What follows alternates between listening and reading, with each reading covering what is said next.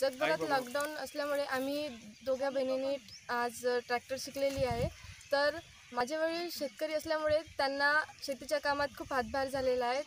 तर माझ्या आईला सुद्धा खूप मदत होईल आम्ही ट्रॅक्टर शिकल्यामुळे। त्यांना शेतावर नेण्यासाठी व आणण्यासाठी किंवा त्यांची काही अवजारे नेण्यासाठी आम्ही उपयोगी पडणार।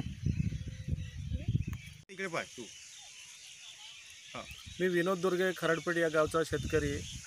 घर बसल्या बसल्या या काय करायचं बा म्हणून मी ठरवलं की आपल्या 2 मुली आहेत, तर त्या मुलींना आपण जर ट्रॅक्टर शिकवलं तर या काळामध्ये त्यांना ट्रॅक्टरचं चांगलं प्रशिक्षण होईल आणि आपल्या शेतामध्ये सुद्धा त्या नंतर भविष्यामध्ये काम करतील आणि त्यांचा आधार किंवा त्यांचा कामाचं जे काही हे आहे ते आपल्याला मिळू शकेल। म्हणून मी त्यांना ट्रॅक्टर शिकवण्याचा प्रयत्न केला आणि त्यांना हे चालवण्याचं ज्ञान या काळामध्ये त्यांना मिळावं।